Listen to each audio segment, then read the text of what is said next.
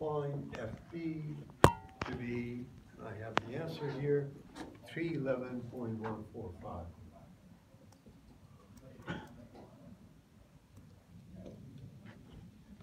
So from that free-body diagram, that's all I will calculate or I'll find.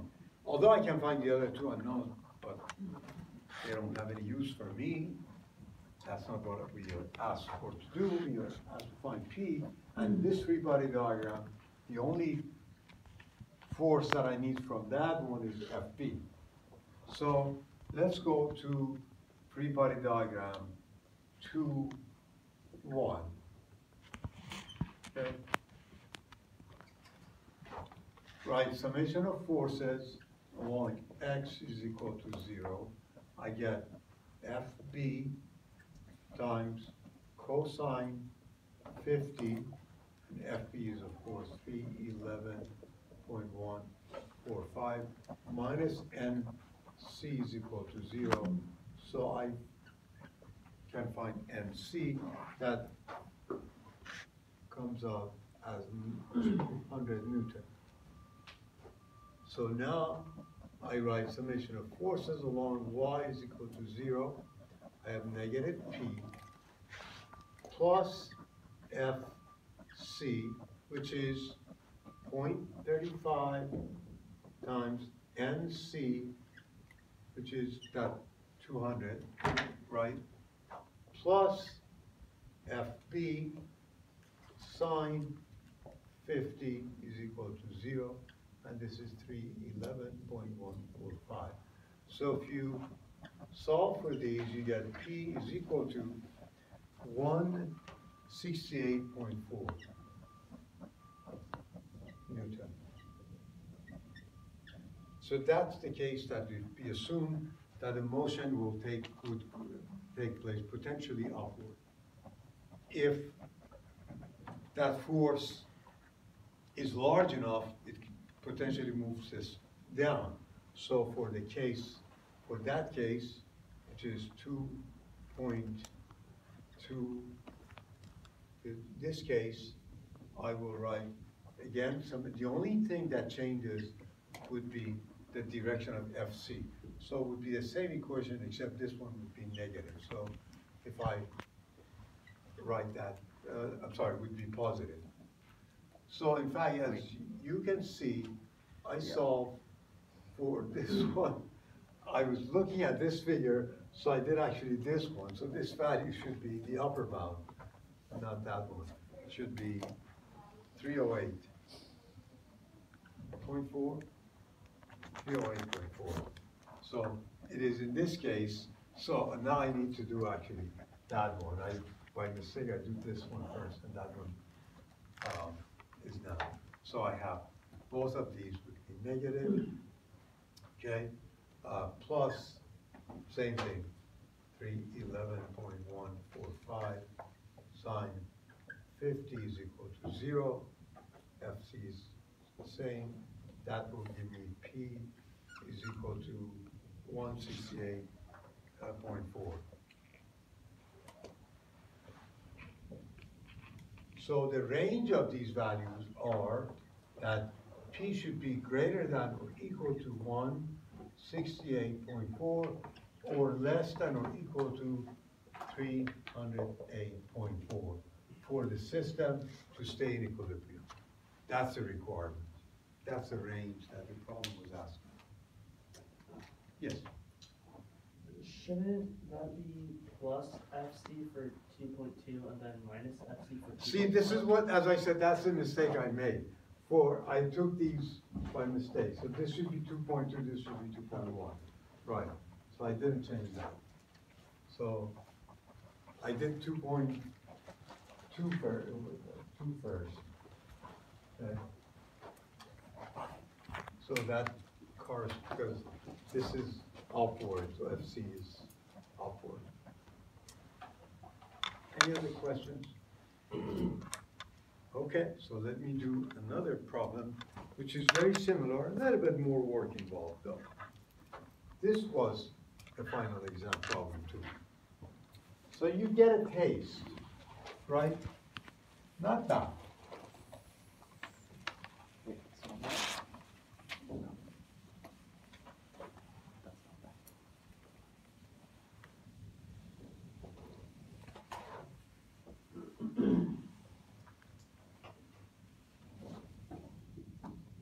So this is the problem. We have again a mechanism which looks like this. Consists of a rod that is connected again to a collar or a piston or whatever that goes up and down along this bar pinned to this point at B. At some point along this bar, we have a roller where this bar is residing on that. The roller is connected to this wall. Let me call this point C. We want to apply a force Q of 100 Newton. And the problem statement is this. How much force we should apply on this cylinder? In other words, what should be force P to maintain the equilibrium? So the equilibrium of this system. So I need to also give you the dimensions. This angle is given as 30 degrees. There is the distance between these two is A, which is 80 millimeter. Length of this L is 600 millimeters. And I think you have all the information that you need. Bar is massless. And so we are exerting this force at point A, obviously causing this go up. So we decide to apply a load P to keep this in equilibrium. But we don't know what the range of P is to keep this in equilibrium. Okay? So let's solve the problem. Any questions as far as the problem statement goes? Okay. So, okay. Do we need to know the friction coefficient? Another dimension? The friction coefficient. Oh, the friction coefficient, yes. I think you need that. So the coefficient of friction, otherwise this problem would be meaningless, right? Is 0.25. That's along the rod. Okay. Otherwise this would not be a friction problem, right? Yes. Are we considering the friction between the pulley and the... No, good point, no. There is no friction between these two. No. Very good question. So again, we just do it as usual. Draw the free body diagrams, right? Free body diagram of this. You have an applied load of 100 Newton here. At this point, this is a roller. So let me call this RC, which would be perpendicular, but we know this angle is given 30 degrees, so this would be 60, right? And how many unknowns I have here? No, actually this would be 2 in this case, because this is no longer a 2-force, remember? Because there's a force acting along this, right? So let's assume this is By, that's the direction, and this is Bx. Okay, now going to this moving part here, again, what we know for sure is the direction of P, okay, is always applied downward. So if we consider an upward motion that is potentially going up, force at C, at B, would be downward. If it goes down, because the force is large enough, so the force of friction would be like this. Then, of course, you have this reaction force. Okay. And then at point B, there you have these two forces, Bx and By. We will need to find out, of course, if the assumed directions here are correct or not. But these are the two free body diagrams. So let me call this one, 2.1, 2.2. Any questions? Good. Okay. So let's do the numbers.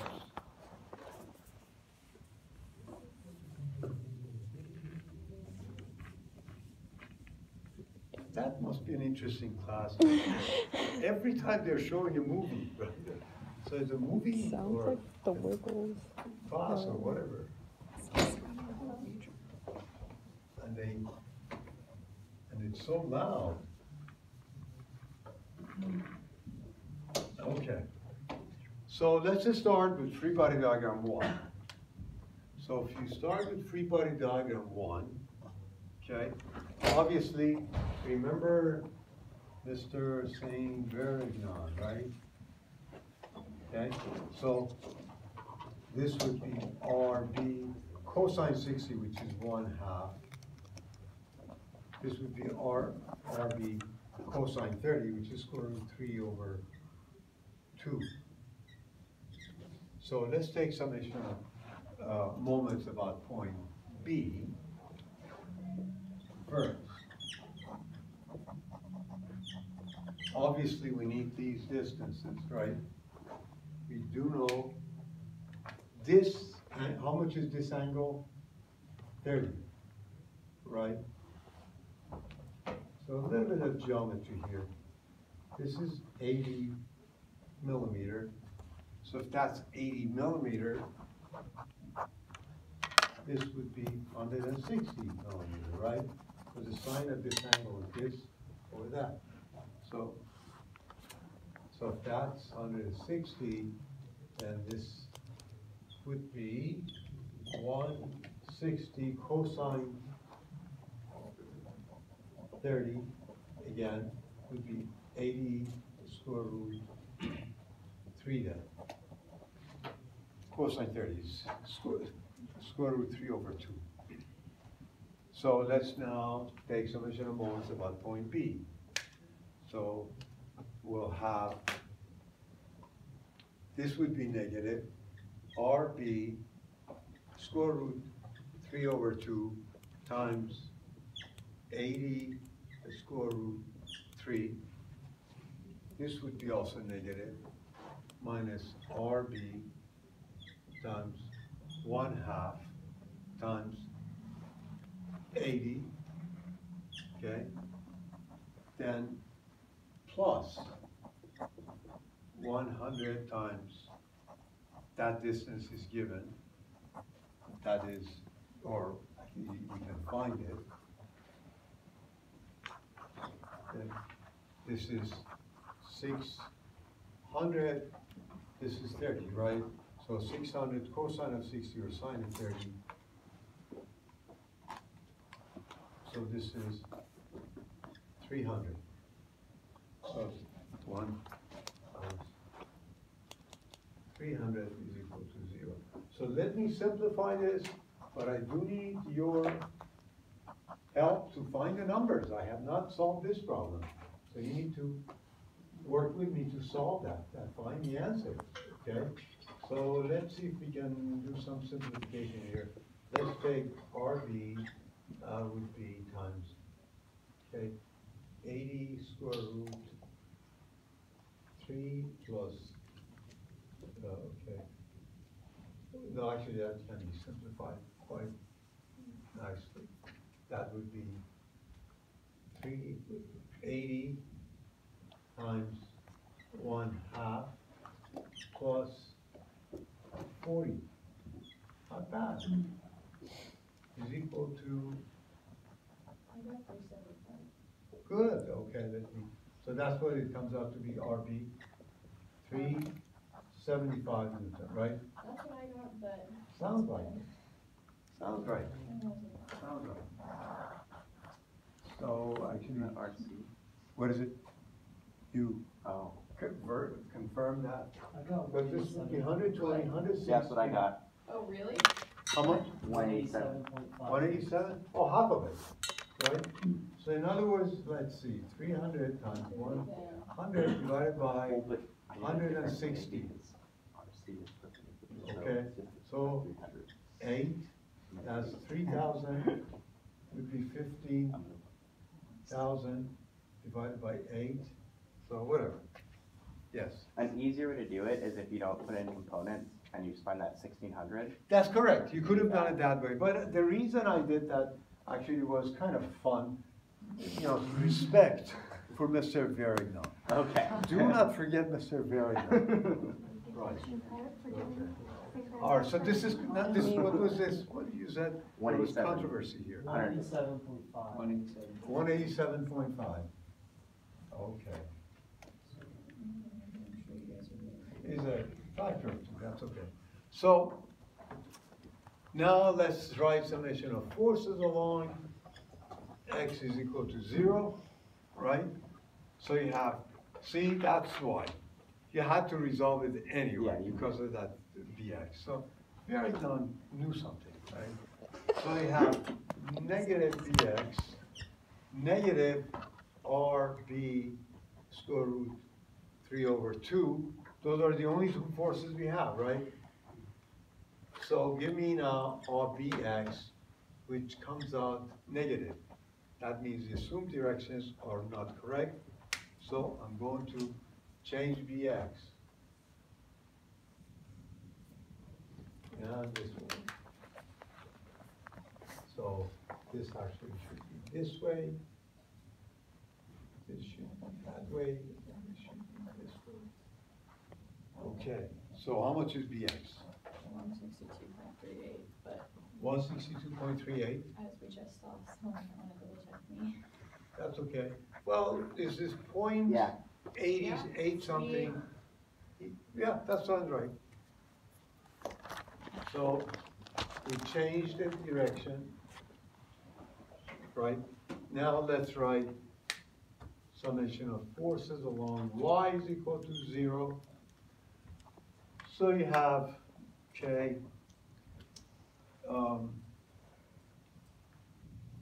negative by, right, plus RB/2, which is 187.5 divided by 2, right? And then you have minus 100 equal to 0. So by seemed to be correct in terms of the assumed direction. So how much is half of this? Is almost 94, right? No, that's gonna come out to be -2. So about 6 or so. How much is by? I got negative 6.25. That sounds right. So again, negative, that means the assumed direction is not right. So we need to change that and change that here. So I have by and dy, okay? And get rid of this one. Okay. So we got all the unknowns we needed to move to the second free-body diagram. So let's now look at 2.1, that case. Okay. This is known. This is known, right? We do know FB, of course, is the mu times NB. So I'm going to start with summation of forces along X first, then, because I need to find NB. So I have NB minus NB minus BX is equal to 0. So NB comes out to be negative 162.4. That means the direction for NB is not right. So I need to change this assumed direction. So NB is actually acting in this direction. And that's the value. Okay? So that's NB. Now let's write summation of forces along Y is equal to 0. I have negative P, right? Negative By, 6.25, negative FB, which is mu, that was 0.25 times 162.4, and that's equal to 0. So tell me how much P will be. Would be negative, obviously. I got 34.3. 34.3, really? I have something, should be, oh, 34.3, you're I right. got the same thing. But 34.3 negative? Negative, yeah. Yeah. Negative 34.3. That means if you make the assumption that upward motion would take place, P has to be upward, right?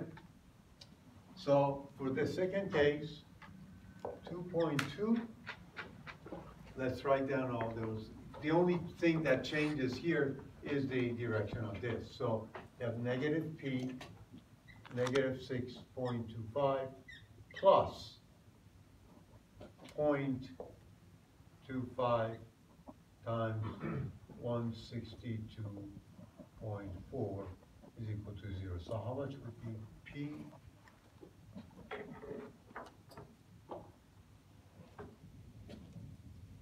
You have that value? I got the same thing, which is positive. No, can't be, because in this case you subtracted the two. In this case, you, the opposite sign. Yeah, so shouldn't it just be the inverse sign? So how much would that be? Positive 34 point. No, it can't be. If this, either this is wrong or 46.85, I think. 46.89. I don't know how he set up the equations, but Right, those are the answers I 46, got. that sounds right. So the force P should be the less than or equal to 46.8, larger than negative 34.3. So that's the range of force P. Yes. Could you show us an example in the problem statement where we would be forced to break the force SC into X and Y components? Which force? You at point C, like you were telling us, don't forget to know how to do that for the final. Could you show us an example of how? No, what I said was, do not forget saying varigons. Yeah. Right? So anytime you have an inclined force, since you're taking summation of forces along X and Y, it's always best to resolve this into X and Y. In this case, he had a good point. For the moment equation, you didn't have to do that because it was perpendicular to this rod. So you already had the distance from this force to here. But nevertheless, you have to do it for the rest, which was summation of forces along X and Y. So you're better off resolve that from the beginning. I always recommend, if you have an inclined force, resolve it again about X and Y coordinates. Any other questions? Instead of having negative in your greater than signs, would an acceptable answer be that P is between 34 newtons upwards and 46 newtons Correct. downwards? Yes, yes, that is a correct answer, yes.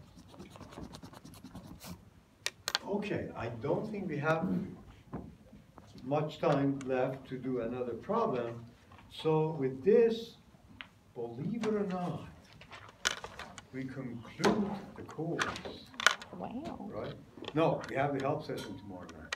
And we're going to record that too. So that would be our conclusion. Yes. I think that for 2.1, it's going to be the 46.8, That's, and 2.2 is going to be the 34. I think that's what my impression is.